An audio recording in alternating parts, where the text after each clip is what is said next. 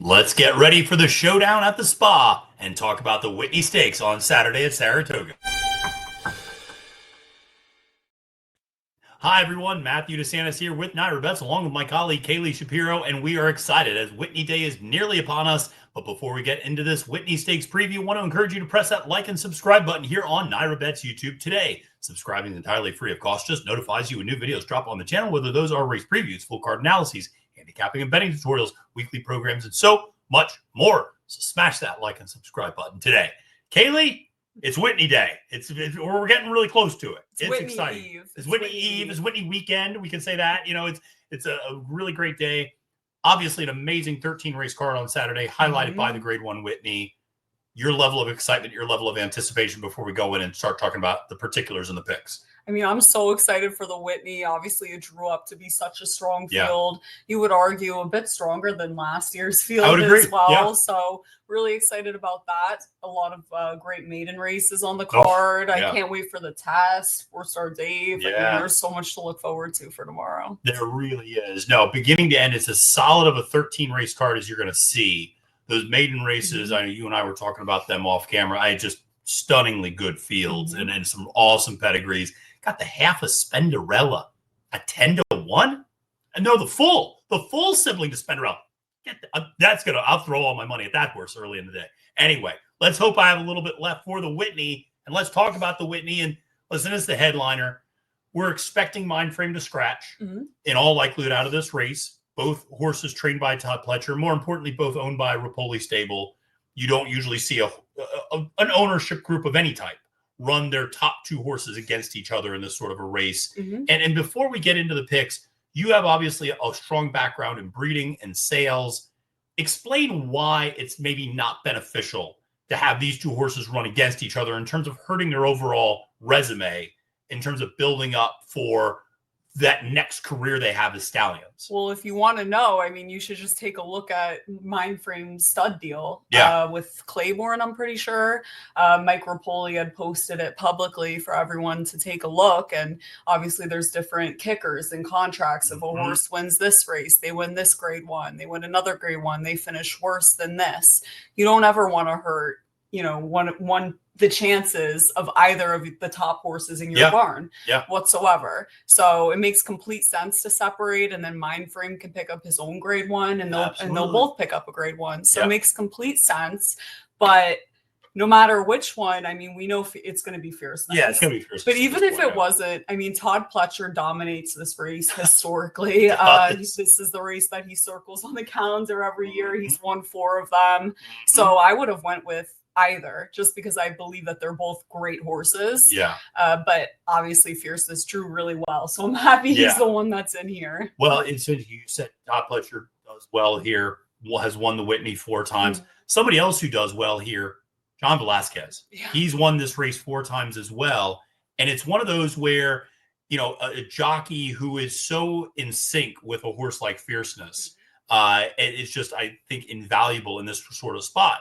Now, the good news is, while Mindframe's not running, it does appear as if Disarm is running. He was cross-entered in a race today, who scratched out of that. Also, Skippy Longstocking is running for Saffie Joseph Jr. This is something we mentioned on the early preview. Different ownership groups between Skippy and White Abarrio. So you don't have quite the same competing interests that you might with Mindframe and Fierceness. Also, those two are not quite at the same level in terms of stud deals and values that Fierceness and Mindframe are. What's interesting, too, is it's actually Fierceness that needs the Grade 1 this year.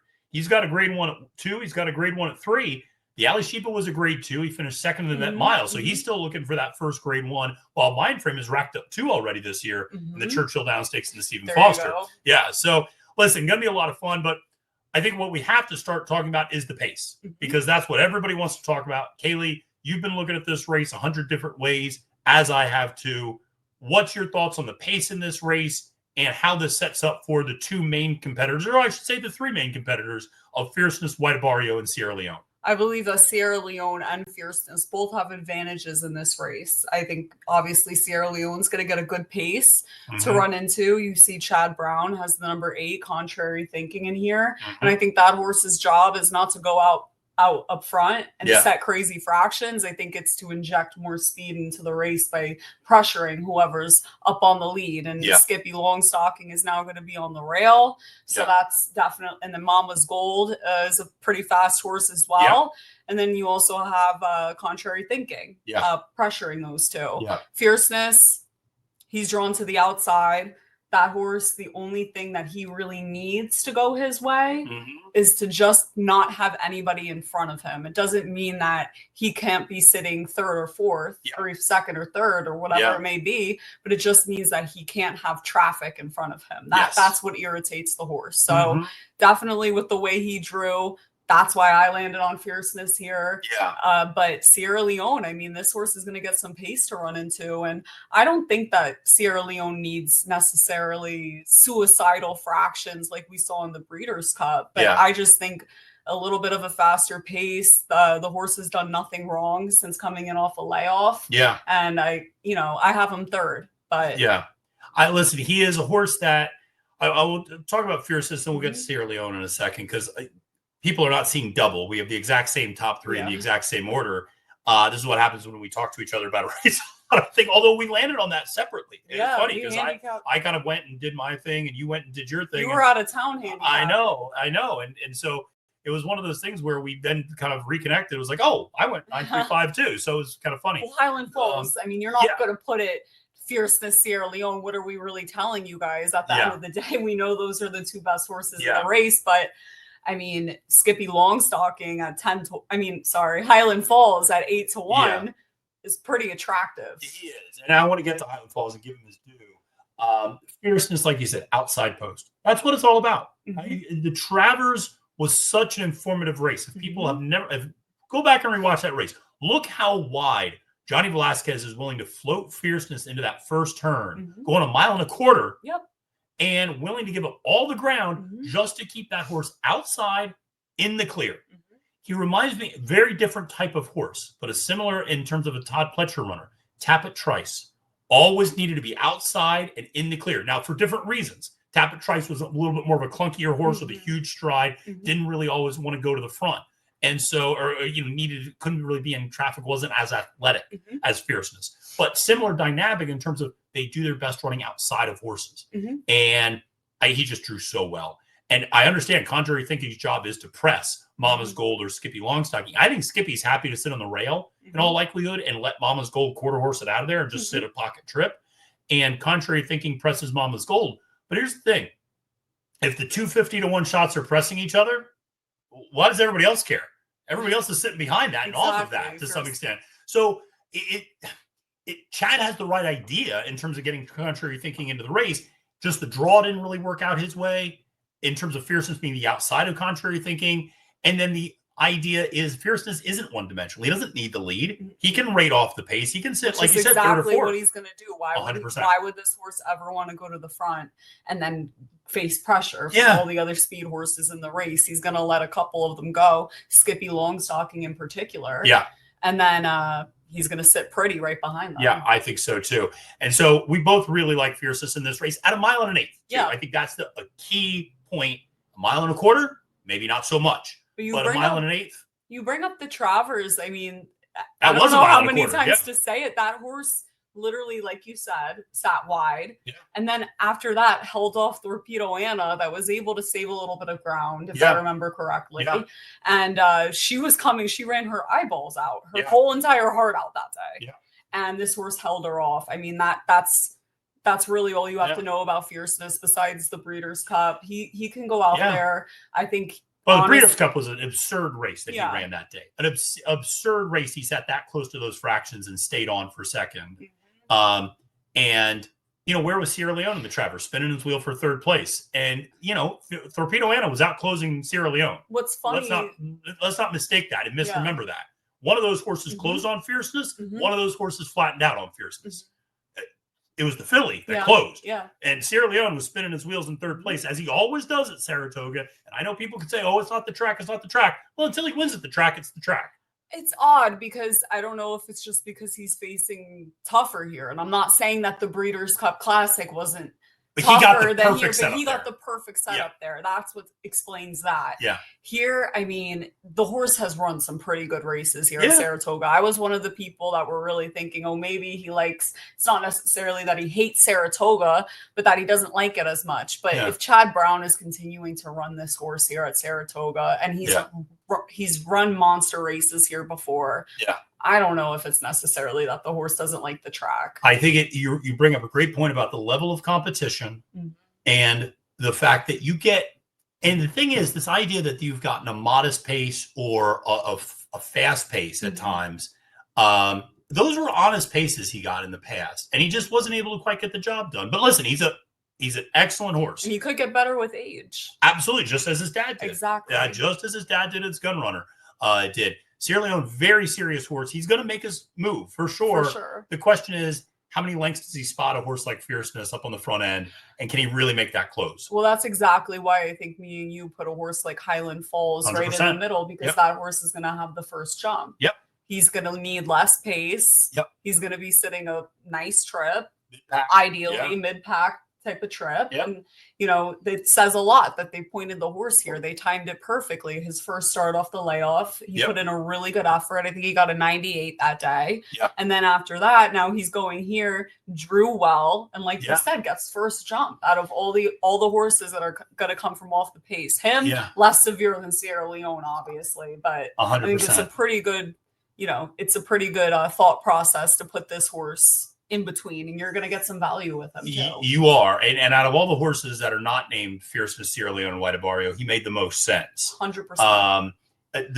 We talked about the placement of this being the second race off the bench, Godolphin pointing him to this race rather than trying to defend the Jockey Club Gold Cup, which he won last year up here going a mile and a quarter. That's aggressive placement for Brad Cox and Godolphin. So they don't make those sorts of moves unless they feel confident in the horse. Definitely. And before we get into, I'm curious as to how you're playing this in your sequence tomorrow, 100%. If you're singling Fierceness, but before that, I mean, I'm really sitting here, and I'm going to bring up the elephant in the room. White Abarrio is going for his second win in the Whitney. Yeah, he's trying to do something that the last horse that did it was commentator. I mean, that's a big task to take on, and neither of us have this horse in our top three. What's your reasoning? He scares me. Yeah, he's not in my top three. I think if I didn't have the respect I do for Sierra Leone, and I always I'm maybe more scared of Sierra Leone than I am of White Abarrio, and that's why I put him third. From a value standpoint, I think White Abarrio is obviously going to present much better value. Why don't I have him in my top three? He sometimes falls in and out of form. You know, he's not always consistent, though I am willing to draw a line through that last race because he just didn't like the track that day, and he's never done well at a mile. And the Wilson shoot, you can make a few different excuses just for why he did well. 100%. 100%. I do want to. He's 6 years old. You know, it's going to be a big task. I mean, he won the Pegasus World Cup earlier this year, so it's not like he's been sitting around. No, he's a horse. No. He's got all of his bits and pieces. So he's a really good horse, though. He just doesn't have much of a pedigree. Horse. He's just so he's at a hard. Race day, race by race day. So he's an amazing horse, which is why you got to keep running horses like that. Exactly. They're not super attractive for commercial breeding. Right. Their resume has to speak for the horse. Yeah. So obviously, I mean, it would be amazing if the horse can win the Whitney for a second 100%. time.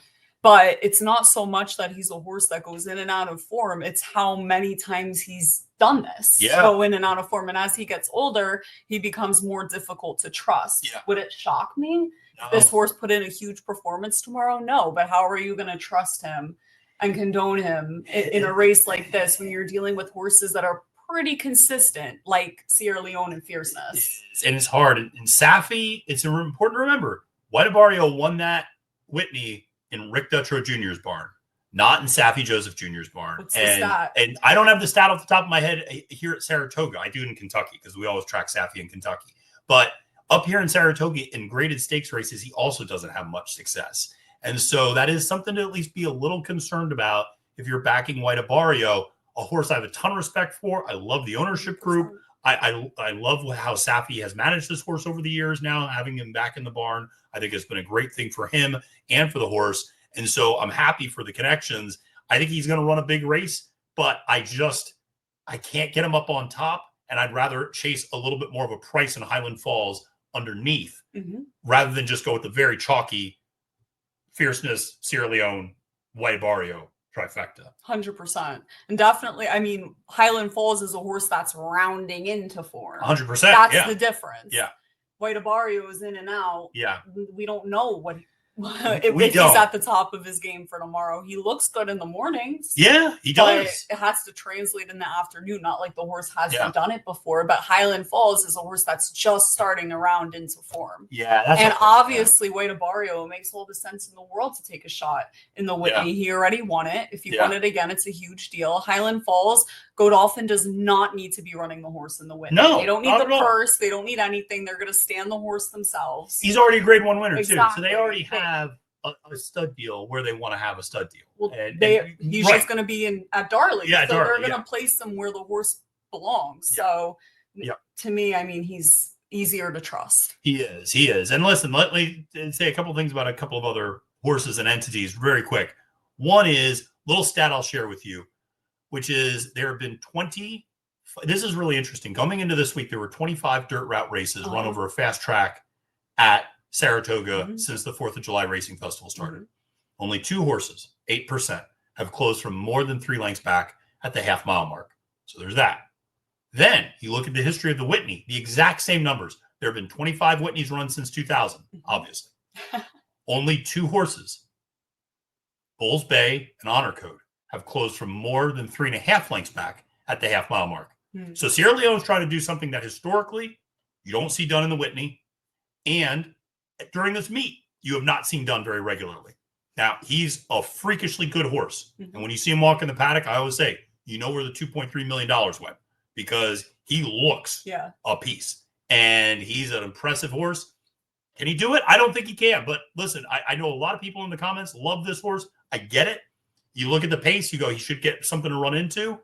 Thing is, one thing Flavien Prat started to do is he makes a little bit of an earlier move with Sierra Leone to try to get him into contention around the turn. Problem is, to do that, he always has to take him outside. It's hard to make a middle move on the inside because it might not open up and it might not be there. So he's always going to travel more ground than everybody else as a result of that. And I think in a game of inches, he's going to travel the most.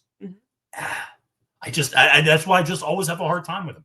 Yeah, I mean, for me, he's a horse, like you said, that very much scares me. I mean, Sierra Leone, he's a monster. When you see that horse, you start to sweat if you don't have him. When you see him coming down the stretch, the way he moves, everything about him, he is a monster. I'm a big fan of him. That shows you trying to be super objective here, putting a third. You know, that's where I think he's going to finish. Maybe second, but of course, I mean, we're just trying to take a horse that's on the incline Falls, and hopefully Sierra Leone, I mean, he's gonna show up. The horse never doesn't show up. He hit the board every race. Always show So I mean, we're in for a really good race tomorrow. I can't wait. No, I can't wait either. To the people in the comments who say we should give Disarm another chance, people have been giving Disarm another chance for 2 years. At some point, you just got to stop. Okay. There's going to be an intervention group, by the way, for people who bet Disarm. Your dad might actually be on the group. I'm joking. But no, Post Time as well. Post Time's never missed the board in his career. But I think that streak might come to an end. This is a lot. You mentioned it. He finished 3rd in last year's Whitney. Last year's Whitney was nowhere near this edition of the Whitney. Arthur's Ride ran away. Krupe finished 2nd. Those 2 horses haven't been anywhere near that level of form since that race. And, the level of talent overall was just not there. He's a cool horse. I always root for smaller state bred horses. He's a Maryland bred. I like Brittany Russell a lot. I don't see that one happening because he's going to have to close like Sierra Leone. And I trust one of those horses a lot more than the other. Of course. I mean, if you're picking between 2 closers. Yeah. If you're picking any closer, I mean, it's kind of obvious where you're going to go. A horse that always closes, even when he doesn't have pace. 100%. He does. And he might not win if he doesn't have pace. Right. He closes. He makes his move every time. One thing we didn't mention about White Abarrio, jockeyed by a little guy named Irad Ortiz Jr., who is having a pretty damn good meet, I would say. That might be concerning because Irad, he moves horses up. And he's always ridden White Abarrio. And again, in a game of inches, sometimes it's the guy sitting the right trip. Now, I think Johnny V knows how to ride Fierceness beautifully, but I think Pratt sometimes has issues with Sierra Leone. And Sierra Leone sometimes can be a horse that's not the easiest one to ride all the time. And just the fact that Irad knows White Abarrio so well, I think speaks to, again, that why I'm scared by that horse. And again, when it comes to post time and this horse is sitting at 6-1, 7-1, that's an interesting bet. So listen, a lot of interesting ways to go in the Whitney. It's going to be so much fun. Are you going to be wearing some Mary Lou pink? Absolutely. You have to wear pink. All right. I got to find pink somewhere. I don't have any, but I'm going to steal your Torpedo Anna hat. That's what I'm going to do. I'm going to wear pink. I'm going to show it to Sierra Leone. He's going to get scared. He's going to run the other way. He's going to go, I don't want to see that filly anymore. Keep her away from me. Keep her away from me. I don't want to run. That's what Mike said. That's what Mike said. No, that is what Mike said, actually, right after. That was one of the great moments. Cool. One of the great moments last year, and one of the cooler moments that I've ever had, was standing between or right next to Kenny McPeek and Mike Rapoli. And Mike Rapoli looks at Kenny McPeek and goes, I never want to see that bleeping filly again. Yeah. You keep her running against the girls, because he knew she gave him everything he could handle that day. And so, listen, it's going to be a lot of fun. Make sure to play on NYRA Bets. Make sure to press that like and subscribe button today. For Kaylie, Shapiro, my name is Matthew DeSantis, wishing you a great and prosperous day at the races, and reminding you, it's now post time.